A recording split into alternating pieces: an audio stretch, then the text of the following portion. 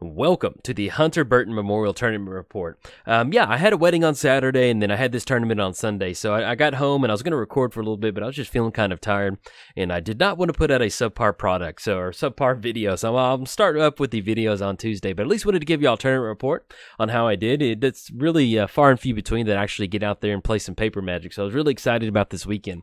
But a little bit about the Hunter Burton Memorial Open. The Memorial Open is in honor of Hunter Burton. He was he played on the Pro Tour for a little bit, and unfortunately, he's no longer with us. And all of the proceeds from this Memorial Open go to suicide awareness. So it was a really good event. There's a lot of people that came in there.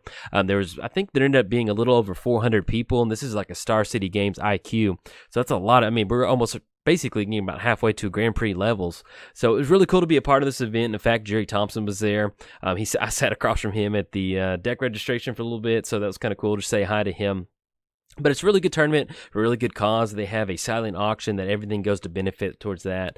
And pretty much every penny of this goes to suicide awareness. So it's a really good cause. And I've always heard about it, but I've never been able to attend. And this is going to be the first year that I went. And I was really excited about it. So a little bit about that. And in fact, if you want to check it out, it's HunterBurtonMemorialOpen.com. They have any sort of information that you would need. And also some of our local gaming stores in the area, Common Ground Games and Madness Games. They're a few of the sponsors. And also, I got to meet House of Magic. If you don't know about House of Magic, there's their logo. They are a local YouTube couple here in the area. So I got to meet them. That was really neat. I've interacted with them on Twitter on more than a few times. And in fact, she's in our the Jolt Discord chat. So it's really cool to kind of finally get to meet them, put a voice to the face. And in fact, if you want to check their channel out, I do have a link down in the description below. They do some different box openings and different stuff like that. So check them out. But as far as the actual tournament report, so this was a modern tournament. I ended up playing Thopter Mindcrank, which is my favorite deck. I've been playing anytime I go to a modern open or a modern tournament, Grand Prix, whatever it is. I always end up playing Mindcrank. It's my favorite modern deck to play. Now, if you don't know the actual combo itself, we have Mindcrank and Dustmantle Guildmage. It's going to be an infinite mill combo. They're either going to A, lose life until they run out of life, or B, mill cards until they run out of cards. So you're going to be able to win that way. Let's say that your opponent somehow gained 1,000,000 life. Once you get the Mindcrank Dustmantle combo online, you'll be able to mill them out and they won't have a card to draw. Now, with the Thopter Foundry Sword of the Meek combo, you get down Thopter Foundry, you sacrifice Sword of the Feek with 1 mana, Sword of the Meek with 1 mana. You get that Thopter onto the battlefield, you gain a life, and then whenever Sword of the Meek's going to trigger out of the graveyard. So basically, for every mana that you have, you're going to be able to make a 1/1 Thopter and gain life that way. Now, one of the ways that we can win with Sword of the Meek is by using Weir of Invention. That's another card in the deck. We're also running Clark Clan Ironworks, which is going to allow us to sacrifice those artifact Thopters, get 2 colorless, use that 2 colorless to make 2 Thopters, and then basically just kind of rinse and repeat. It puts you in a spots where you gain infinite life and infinite tokens. So that's basically the two. I've jammed those 2 combos together into one deck, and it's it's a blast. It's not that good, but I have a blast playing it, and it's always every time I play against an opponent, the look on their face is just it's like they stepped in an ant pile, and I like it. Anyway, round 1. So I ended up getting paired against Jeskai Jace, or Jeskai Control, whatever you want to call it. I do get down the Thopter combo, the Thopter Foundry combo online. I do get down the Ironworks. So I end up making infinite Thopters and infinite life. Now I go to swing in with my infinite tokens, and my opponent has a Settle the Wreckage, so that exiles all of our Thopters. I fetch up the rest of my basics in there, which is only about 3 of them, put them onto the battlefield, and then once again, rinse and repeat, make a bunch of tokens. On the next turn, then I go to swing in, and then a Snapcaster Settle the Wreckage. I'm like, okay. So I make some more infinite tokens after that. Then we get Cryptic Command, tap down all our creatures. And then after that one, this a long game 1, I finally got in with the infinite tokens. I was able to push past the Snapcaster Cryptic Command value play. So I take game 1 with the Thopter Foundry combo. We go to game 2. Our opponent slams down a Stony Silence, which is not too bad. We're all running the Mindcrank combo in there, which doesn't really care about Stony Silence. All that does is really shut us off the Mindcrank Thopter Foundry combo. So I get down Mindcrank. The game plays out pretty good.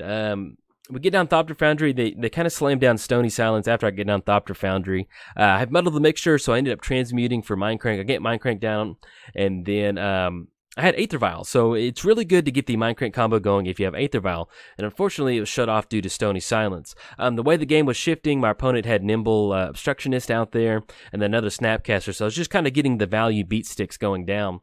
And with the Mindcrank combo, you can get into a spot to where, let's say you have Mindcrank on the battlefield, you simply just hard cast Dustmantle Guildmage, and you leave up 3 mana to go for that activation. the game had got to the point, at least in game 2, to where I had to do that. And, it's not always fun to do that because there may be some scenarios to where somehow they can beat the combo.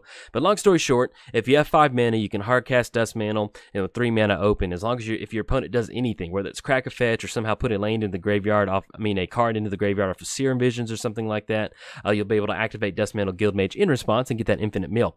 So pretty much back against the wall, I put down Mindcrank. My opponent kind of hesitates for a second and then goes for, doesn't really, it looked like they're going to go for a counter spell, then they don't. So Dust Mantle gets onto the battlefield, and then at a turn, they go for Lightning Bolt on Dust Mantle Guildmage, and I'm like, great. This is exactly what I need to happen. So with Lightning Bolt on the stack, I activate Dust Mantle's activated ability in response to that. If that ability resolves, then Mindcrank's going to go to town on that. My opponent quickly realizes that and uses the Logic Knot on their own Lightning Bolt to kill the combo, because we have Lightning Bolt on the stack, the Dust Mantle activation on the stack, and then they had to Logic Knot their own Lightning Bolt and counter that spell to make sure that once the ability resolved, there's going to be no more cards hitting the bin. So I thought that was pretty interesting.